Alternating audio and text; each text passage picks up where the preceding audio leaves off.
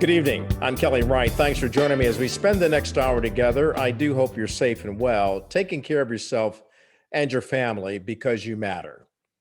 My opening observations tonight: do you believe in magic? Well, the President of the United States claims that the coronavirus is going to disappear. Yet, contrary to what he says, it is here for the foreseeable future. That is not good magic. The coronavirus is not disappearing anytime soon, regardless of what the President of the United States tells his supporters at campaign rallies.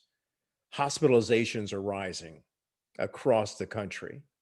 More than 216,000 people have now died from this virus that is supposedly going to disappear. It is not time to tout magic or believe in magic. It is time to believe in science over fiction and save lives. And those are my opening observations. So, welcome to the program. And starting off, we've got the West Coast Connection weighing in. They're in the house tonight. I'm always glad when they're on. Attorneys Mark Harris and Timothy Allen Simon. And let me point out that Mark Harris is a partner of the Ben Crump Law Firm, and Timothy Allen Simon owns TAS Strategies, as well as serving in the capacity as the chairman of the board of directors for the California Black Chamber of Commerce. And both have worked in political offices, the highest offices in California and in the land. Gentlemen, this is crazy. We're seeing coronavirus going on, and there are the predictions, of course, that it could escalate to another 200, 300,000 deaths because of the cold weather. Yet on the political campaign trail, we see the president out saying that coronavirus is now rounding the curve and actually asking people, has anybody here like me had coronavirus? You're immune now. I've seen politics before, I've seen elections before, but this is one for the books. I've never seen anything like this, as you pointed out. I mentioned in another context that my first experience in political campaigns was Bobby Kennedy's run for president in 1968, believe it or not, and then George McGovern in 72, and I could go on and on. I've been involved in this game a long time. I've never seen anything like this. It's absolutely ridiculous, and it's without principle. The goal of the president to be reelected at any cost. And then we have the Democrats. I know we're going to talk about stimulus a little bit later in this program, but they're fighting over what amounts to a very small amount of money. What they're really fighting over is whether the president can sign the checks that go to people before Election Day with all the suffering that we have. A pox on both their houses, Kelly. This is ridiculous. Yeah, and Timothy, what does the president gain by doing things like this? And then also stating that suburban women, will you, Willis, will you please like me? The president is playing the game of inflection, of smoke and mirrors. He's avoiding the reality, or avoiding communicating the reality to the nation that his administration has failed in putting together a national COVID virus pandemic defense plan, and more importantly, an action plan on how to manage the contagious nature of the virus while at the same time sustaining a very diverse economy, arguably the strongest economy in the world. Rather than dealing with that reality, he's catering to his base with a series of medical myths and fantasies, and polls are showing that it has a certain amount of attraction. So, I've often said that, the man's crazy, but he's crazy like a fox. Meanwhile, Joe Biden is appealing to people from a safety measure, saying we have to have science over fiction. To that end, how is Biden doing? Because he's up in the polls, but like you stated, Timothy, President Trump is crazy like a fox. Is the president doing this to derail some of those people who would come out and vote for Joe Biden? I think the president is playing to the anti-science, anti-intellectual, anti-informed movement within the Republican Party, a party that used to be known for its ideas. And this has been a cultural war or divide that has gone on even before President Trump. He recognizes it and he's leveraging it for purposes of narrowing the margins of the polls, narrowing the results to the extent that he can challenge the results in court if they're not in his favor. Mark, I'm kind of reminded by the statement made many years ago by Malcolm X, by any means necessary. It just comes to mind right here that this is a candidate, the president wants his reelection, and by any means necessary. It's sad because we're the ones who are getting affected by it. We who live in this country, work in this country, love in this country, try to survive and raise our families in this country. I'm going to borrow, if I can, a boxing reference. My dear friend, Commissioner Simon, is a great fan of boxing. The president's rope-a-doping. He's on the ropes and he's letting Biden take his swings. He's deflecting, and we're the ones who, to kind of bend this a little bit more. We don't want to be the dopes in this rope-a-dope scenario. We as the voters have to come out. We can't sit back and think that Joe Biden has this thing won. He's up double digits, but we've seen before people be up by high levels with 3 weeks to go in the campaign and still wind up losing. Tom Bradley in California many years ago, Kathleen Brown, who would have been our first female governor many years ago, and of course, Hillary Clinton this last election. So we need to be vigilant, and we need to come out and make sure that he's not successful using us as the rope-a-dope in this scenario. And to your point earlier that you were making about a pox on both houses, Republicans and Democrats, when we return, we'll talk about the one thing that the president has not discussed, and that's that new stimulus package, which so many people need. Although we do know the president and his secretary, Steve Mnuchin, are working very diligently on trying to broker some sort of deal with Nancy Pelosi, the Speaker of the House. We'll talk about that next.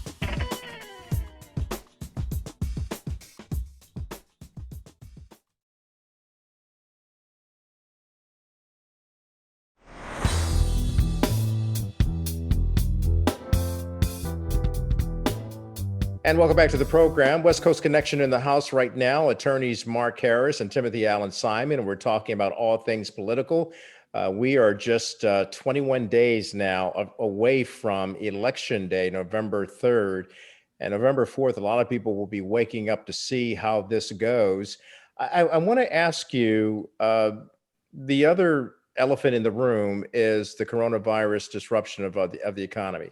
There are people standing in food lines throughout America. There are people who have lost their jobs, lost their income. And we see that the Republicans and Democrats and the president, the White House, cannot find a way of brokering a deal to provide the stimulus that American people need. What is up with this Congress and with this White House not drilling down on the facts to take care of the American people and help them through a crisis that is no fault of their own? It's absolutely irresponsible. I don't want to be an incrementalist and start going chapter and verse on every provision of the stimulus bills, both the House stimulus bill, the Senate Republican stimulus bill, and the president's stimulus bill. Number one, I think Mnuchin leaving the country to go to the Middle East next week before this is done is ridiculous. He ought to stay here and be willing to go 24/7 to get this thing done, whatever it takes. I think that House Speaker Nancy Pelosi is very clear. She doesn't want to give the president a chance to put his name on a check sent to the American people. They're close enough now to strike a deal. There are a couple of, they're 1.6 billion, 1.8 billion versus 2 billion. I mean, that's very, very close. And I know we're talking about billions. That's a whole lot of money. But the bottom line is that they're close enough to reach compromise if they were really willing to do it. I don't think either party really is serious about it. And the people who hang in the balance are the American people. You're right. People are starving already, Kelly. We're seeing an artificial inflation, if you will, a pumping up of the housing industry that's going to come crashing and burning. It doesn't matter how low interest rates are if you're unemployed, and if you're unemployed because your entire industry has been decimated. So the next big wave we're going to see is people who are going to be kicked out of their rental properties because they can't afford rent. People are going to be kicked out of their homes with a mortgage because they can't afford their mortgage. This is something that we really need to wake up to. And we really need to hold both parties accountable for the role that they've played in this debacle. Yeah, and Mark, you were saying it's a billion, but isn't it a trillion that they're I actually said, I'm proposing? sorry, I said billion. It's okay. Trillions is where we And are. when you start talking about billions and trillions, it just gets beyond my pay grade. But Timothy, to Mark's point, though, Congress and this White House, they can no longer afford to be tone deaf to the cries of the American people who are really in jeopardy. Yeah, I think the White House, when the president pulled Secretary Mnuchin out of the negotiations and then saw the reaction from the stock market and immediately put him back in, that shows, even though he claims and points out that Joe Biden has probably received larger contributions from Wall Street, the fact is he follows the stock market more than he follows the impact on the American family. Also, the fact that this Senate led by Mitch McConnell and the Judiciary Committee led by Chairman Lindsey Graham would rather put more focus on Amy Barrett's confirmation than the actual challenge that this nation faces with a recession and pandemic. I quote my economics professor at the University of San Francisco, Michael Lehman, who said that a recession is when your neighbor's out of work, a depression is when you're out of work. We're on the verge of what many would consider a depression. If we recall, both Barack Obama and John McCain halted campaigning to come together to deal with the financial crisis that put our nation into the worst recession since the Great Depression. We're lacking leadership on both sides. We do not have anyone that's saying, let's stop, let's put this package together and move forward. I do find it odd, gentlemen, that the Republicans are rushing headlong to get the confirmation of Judge Amy Coney Barrett. She will probably become the next Supreme Court justice, but they're doing it at a time when the American people are in dire need, and they've set everything else aside to take care of this. It's a power play. It's a power move. As the president said, election has results. But what does this really say about their concern for the American people? I mean, one of the things that's not such a well-kept secret, fiscal year 2020, we already have a $3 trillion budget deficit. We're talking about even before the stimulus moves forward, even before the efforts that are going to be made to deal with what is going to be a recession leading, as Timothy said, to a depression. Before any of that, we're down $3 trillion in terms of our budget deficit. In terms of this process, I don't have as much of a problem with the what as I do the how. Is she qualified? I think she's eminently qualified. I think she's clearly brilliant, no notes, 3 days of testimony, being able to go into the real nitty gritty of interpretation of the US Constitution. She talked about us being able to sever out various aspects of the so-called Obamacare Act. I mean, she did it in a way that she was like lecturing as the college law school professor that she is. She also talked about not giving advisory opinions. That Article 3 of the US Constitution talks about real cases and controversy. That has been since the beginning of our country. George Washington tried to get the US Supreme Court in its beginning infancy to give an advisory opinion. And it was John Jay, the former first Chief Justice of the Supreme Court, had said, that's not what we do under the Constitution. But we're losing all of that on the substance because the Republicans are insisting on ramrodding this appointment through. That's what's wrong. It's not what, it's how. And they should be ashamed of themselves for trying to take advantage of their majority. Timothy Allen Simon and Mark Harris. Gentlemen, we got to leave it there. When we come back, I'll be talking to the DeKalb County Commissioner of Georgia about the voter turnout there, and we'll be talking to her next.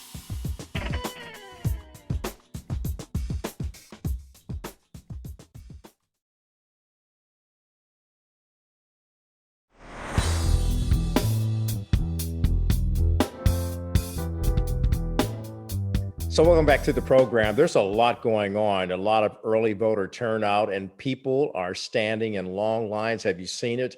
Georgia experiencing one of the greatest turnouts in early voting. Yet there are problems there, and here to talk about is DeKalb County Commissioner Lorraine Cochran-Johnson. It's good of you to join us, Commissioner. What's happening down there? It's always good to be here with you, Kelly. It's always a pleasure to have you. But what's happening down there in Georgia? You've got a lot of people turning out to vote, and they're standing in long lines. For example, in Gwinnett County, they stood in line for about 8 hours. You're right. And I laugh because we here in DeKalb County, and I think across the state of Georgia, we broke the record for first day turnout for early voting. Wow. What we're seeing is even far greater than we expected. Although, over the past several months, we've said that we expect this to be probably the most important election of our lifetime. I will say, being here in DeKalb, I was happy to see that, many of the issues and the longer lines and the longer wait times has been in neighboring Gwinnett. But what we are seeing on average at many polls, and it's due totally to the number of people that are turning out, that there is a 2 to 4 hour wait to vote. It has gotten better. Yesterday was a bit better, but on Monday morning at one particular precinct in Stonecrest, Georgia, we literally had people that are arriving at 5:45 in the morning, knowing that the polls would not open until 7 a.m. So it's that type thing that added to the line, but we are processing them. We are not experiencing technical difficulties. So we're very grateful for that. Or do you have any concerns about the security after the vote because of some of the things that the president and the vice president have stated about not recognizing or acknowledging that there will be a peaceful transition of power because they want to question the vote? Absolutely. And let me say, I have concerns after the vote, but I'm going to go to the vote first. And I say the vote first because one of the things that we've noticed, and my biggest concern as an elected official and as someone who does not want to see any individual disenfranchised, is early and absentee voting, the absentee voting process. I think, because of the urge and the massive push this year to get people out, tons of folks have received absentee ballots and fully don't understand how the process works. Because technically, if you receive an absentee ballot, if you seek one, then it is the understanding that that is how you will choose to vote. Now, in municipalities all across the state of Georgia, we now have voting drop boxes. If you choose to vote absentee at this moment, because of what I've seen, I received tons as an elected official of emails and calls from people. And what we're seeing is ballots that are marked by the United States Postal Service, which is local, that are taking 4 weeks or longer to reach the voter. So there's a problem when it is a metered piece of mail that gives a date of, we'll just say September 29th, and the person isn't receiving that piece of mail until October 27th. And with that type delay, my only concern is that ballots will be lost and votes may not be counted. So for anyone who chooses to vote absentee, my request is that if it is available to you, return that ballot to one of our secure drop boxes so that we know your vote will be counted. Also, if you have requested an absentee ballot and you decide you want to show up in person, you are to carry that absentee ballot with you to the poll, and you should return it to a voting poll worker, an elections official. And at that time, you should be allowed to vote early without any problem whatsoever. If you do not have that ballot that you may have requested as an absentee voter and you decide to early vote, then you should be given an affidavit, at which time, after you complete it, either you will be allowed to vote provisionally or to vote at the poll. So just understanding the process, because we've had issues with some polls not having properly trained poll workers. So we've worked really hard here in DeKalb to ensure that we have adequate poll staff, we have trained poll staff, and that we're getting out the word as elected officials. I thank you as always for being on the program. You always bring such insight about what's happening there in Georgia. And of course, it relates to what's happening around the United States, particularly with people of color. Commissioner Lorraine Cochran Johnson of DeKalb County, right there in the Atlanta area. Much love and blessings to you as you continue to take care of the people in your county. Thank you. Thank you.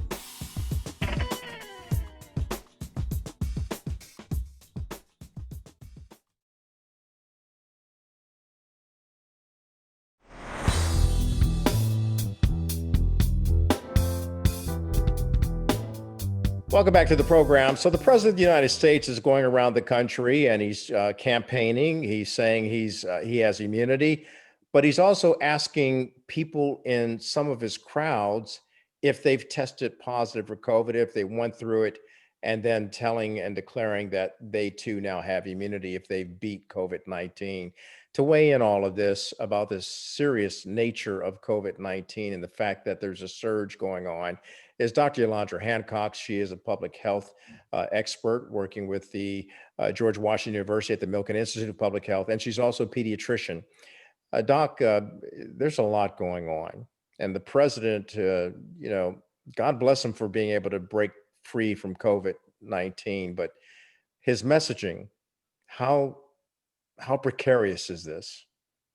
It's very precarious. Certainly God bless him, but so did finances and position and power. Had it not been for him being who he was, he would not have had access to monoclonal antibodies. He would not have had access to remdesivir. He would not have had access to dexamethasone. All three treatment modalities are treatments that we use on patients who are severely or critically ill.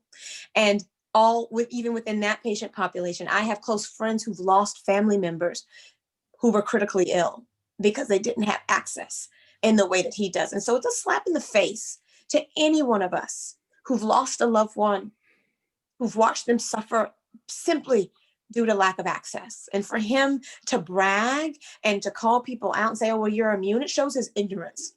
When we know that studies have demonstrated that you can be reinfected. There was a Dutch woman who just died, 89 years old. Granted, she's high risk because of her age and she was undergoing cancer treatments, but she died due to reinfection. A 25-year-old man in Nevada, twice infected with COVID, twice hospitalized. We saw something similar in Asia. We have seen people reinfected.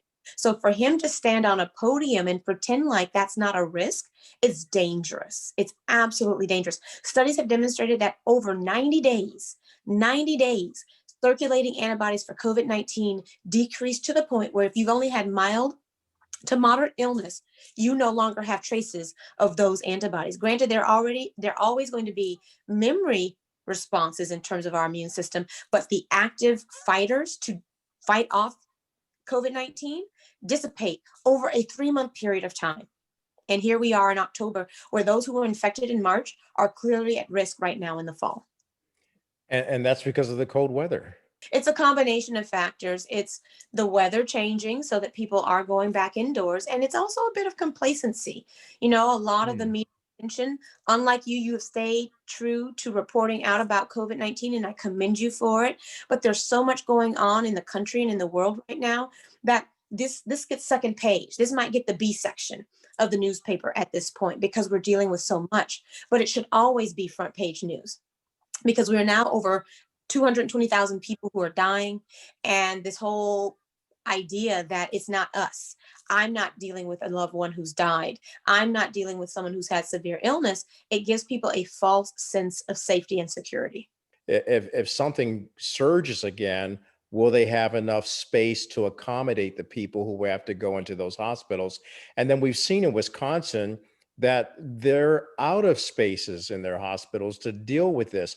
Are we seeing a new wave, or is this part of the first wave? I've said a long time ago, this is simply a tsunami. You see it and it's peaked and it dropped a little bit, but we never went back to base. We never went back to baseline because the minute we started to see a decline in the peak, restrictions were removed. And next thing you know, you start to see this continuous wave for this is a tsunami. And you know what happens when tsunamis hit the shore. Yeah. Devastation, and destruction. And when you think about the combination of COVID with influenza, I have had to work in hospitals during influenza seasons, and we are already inundated with patients at that point. When you add on top of that a highly infectious disease that affects the body from, as my grandmother would say, the rooter to the tutor, we won't know until the hospitals are inundated with patients and overrun by patients. That's when people will take notice.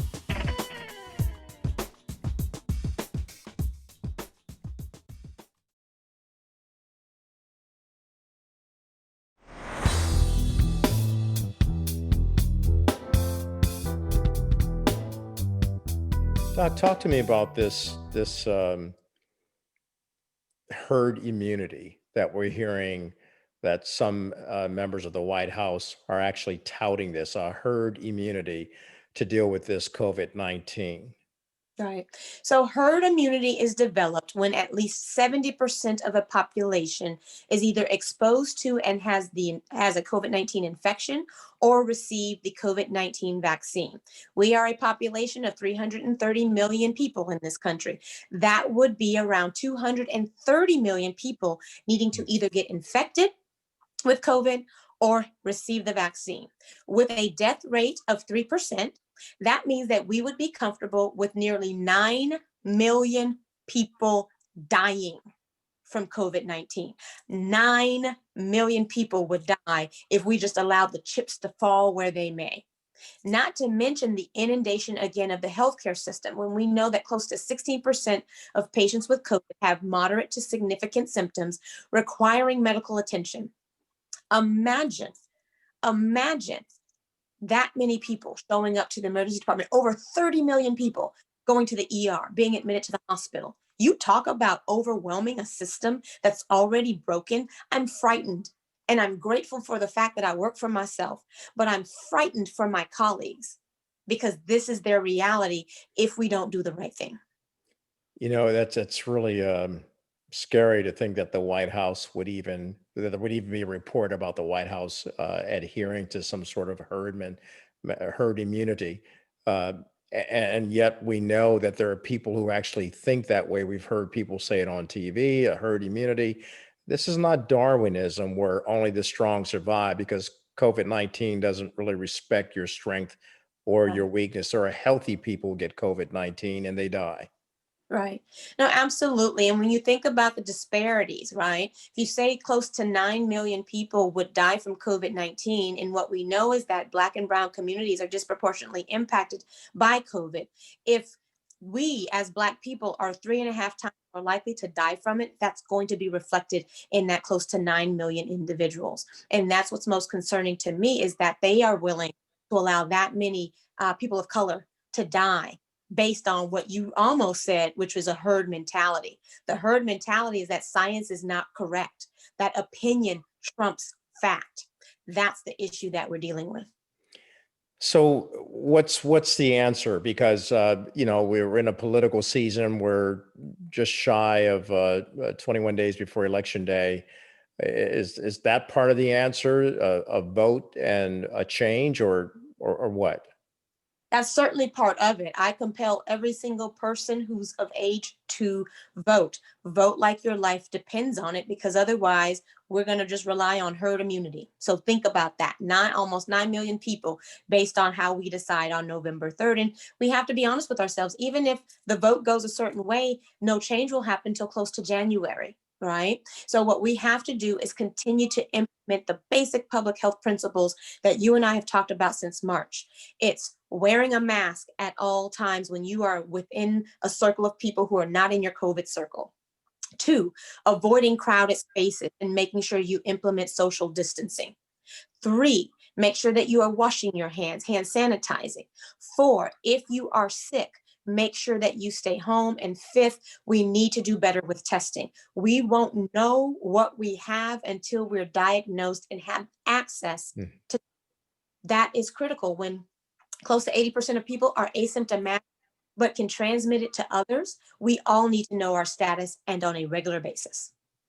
Dr. Yolanda Hancock, very, very sobering thoughts coming from you today. And of course, this is a deadly virus that's still going through our country, just like you said, like a tsunami. So we've got to do the right thing and get more proactive and aggressive. Thank you. And we'll be back with more after this.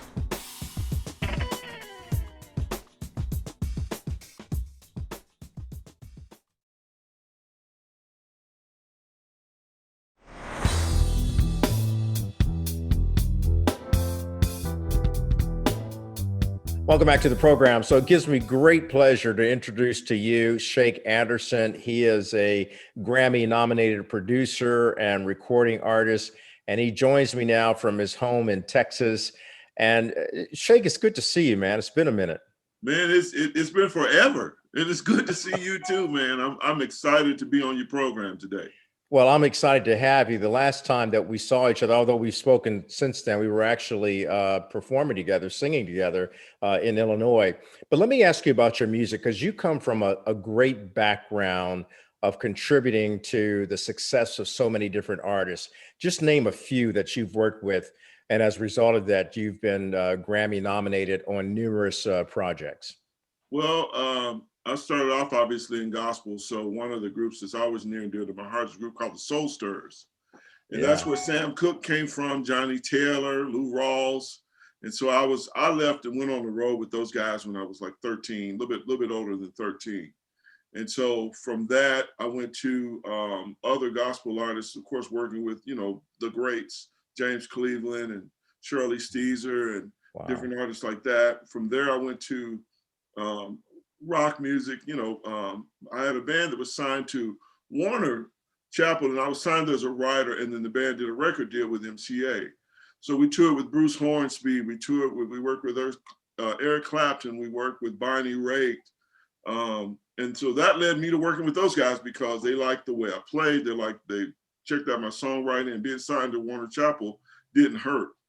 And of course, I got a chance to work with a lot of my idols, Ray Charles, of course, Stevie Wonder. I worked with James Brown. I worked with the Impressions. I was their MD for 6 years. And as you know, Curtis Mayfield was the founder, one of the founders of the Impressions, him and Fred Cash. So I was their MD for 6 years. And then I went from there, bounced around a lot of different artists, Christian artists. I started a group with a friend of mine called Israel and New Breed. And of course, Israel New Breed's won probably 8 Grammys, have multiple platinum albums. And I was blessed, obviously, to do a lot of movie soundtracks that you may be aware of. There's a multi-platinum plaque for my work on Dr. Dolittle.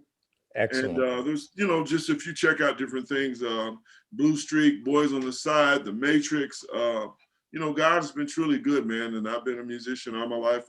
One of the last great projects I worked on was with a young lady who passed named Aaliyah.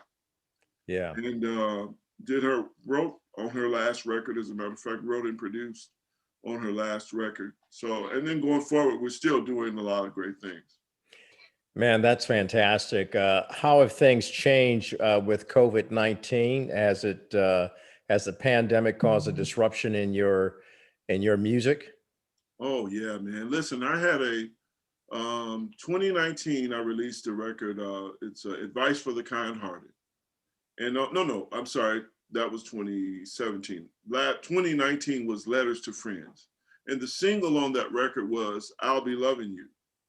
And man, it started really taking off. Next thing you know, it was on all these charts and it was doing extremely well. So 2020, Kelly, we had serious plans. I was booked from 2019, I was booked literally the beginning of 2020 through 2022. And all of that was canceled. Wow. All of it. At first it started off, well, we're going to delay these dates. We're going to do da-da-da. Next thing you know, nothing. So you have to, fortunately for me, I have my recording studio at home. And so I haven't been able to travel. I think I've done 1 or 2 things in this last month or so. But from basically March until now, I've been home. And again, fortunately for me, I have a recording studio here. So I've been writing, producing other pieces for other artists. I've actually completed another album. So it's been a fertile time as far as being creative, but it's also been good because I've been able to be here with my family, spend Yeah. time with my son, you know, things that you take for granted as a musician. So although we almost killed each other, you know, back in June. The But we're family all right. dynamic of being together too often, too long. Yeah, yeah. Thank God for a big house, man. Oh I'm yeah. talking to Shake Anderson. Hey, stay with me because when we come back from the break, we've talked about your music, but let's also talk about your political acumen and what you feel in your heart about what's going on in America right now as it relates to the election and everything else. Shake Anderson is joining me back in just a moment.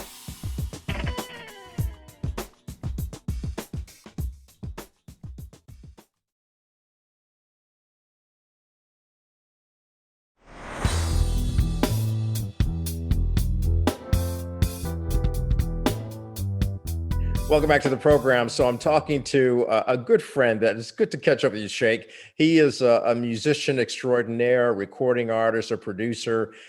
He's known around the world for doing some great things, Grammy nominated. But you, beyond your music, you've actually used your music to prick people's minds about what's going on in the world.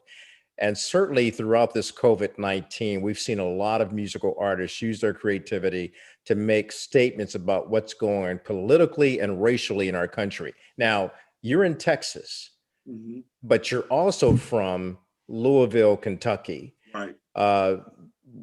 You've experienced the heartbreak of seeing what's happened to Breonna Taylor and watching your beloved city go through a lot of heartbreak with protests. And what do you say about what's going on racially? Well, the first thing is this, Kelly, we being from Kentucky, I had already experienced a lot of what I would consider dark times racially that you could experience because even though Louisville is a multicultural city, Kentucky in and of itself is not that. And so I've had experience with the Klan and Aryan Nation and just outright racist, what I would call wicked, evil people. And so knowing that as part of my backdrop, I've always watched things politically, especially the rhetoric that would come from people like Mitch McConnell, Rand Paul. And so what I found myself was, you know what, I'm just going to speak the truth as I see it. A lot of times, you know this, being a singer yourself, you can sing things that you can't say. Yeah, Because that's for people sure. don't want to, you know, if I just got on the platform and started saying, hey, this is not right, Yeah. this is injustice, this is wrong. If I did that, everybody shuts me off. But you put a groove up under that message, man, and everything changes. So that's kind of been my thing. And in Louisville, unfortunately, not just, Breonna Taylor was the thing that made the iceberg tip over, was the case that made the iceberg tip over. But Louisville has a pretty heavy history with police brutality and injustice, period. And so myself, there's several other artists from the city that are speaking on these things through their music. And again, it didn't hurt that the record that I had done prior to COVID-19 was already doing really well on the charts. But now, you just look at how people say it's a mishandling in terms of the way COVID-19 has been handled by our government. I don't believe that at all. I believe it's intentional.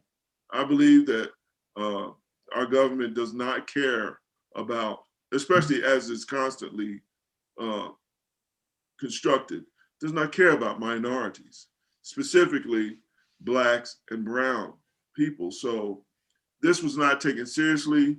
At first, it was praised how China was handling it. Then all of a sudden, they're blaming China, and all of a sudden it's the Chinese disease and all this other stuff. So I'm doing what I can. You got to vote. I'm out there doing everything I can to make people realize how important it is to use the one thing you have that they can't take away, at least for now, is your vote. Yeah, to your point, we're seeing a lot of long lines in Texas, and we're also seeing that the governor there, Governor Abbott, has made it difficult for Oh, those yeah. people who have done early mail-in voting because he's only put one drop box in places like Harris County, which has millions of people living there. You know, in the first election, well, not the first election, the last election, everybody thought, oh, it's a wrap. Hillary's got it, and of course her own arrogance undermined her big time. Mhm. But I don't believe it's going to be the same situation this time because too many people that aren't Black, that aren't brown, are aware of the truth, and they're starting to speak up, and they're getting out to the polls. And for this guy to get away with opening one ballot in Harris County is, to me, that should be a crime in and of itself. Shake, it's good to talk to you, man. You got to come back more often. It's been a while since we've talked, and love your music. And where can we find your music as well? You can find it on iTunes, Spotify. The last record is Letters to Friends, and the single was I'll Be Loving You. There'll be another single release within the next month or so. And Amazon, you can get it on. Of course, you can get it at Walmart, depending on what the album is. So pretty much anywhere, any music Anywhere. outlet, you can find Shake Anderson. Well, man, I am proud of all the work that you've done. You've worked with some of the greats, and you continue to keep showing yourself strong. And you're aware, you're awoke, as we like to say, about what's happening. Shake Anderson here on the Kelly Wright Show. When we return, we'll be playing some music from him before we leave you tonight, and we'll be back with more after this.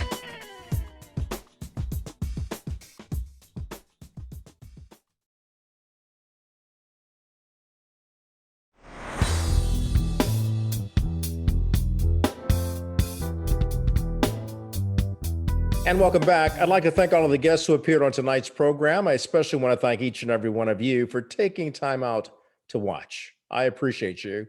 Take care of yourselves and be righted, ignited, and united to keep spreading love, freedom, and peace. Good night.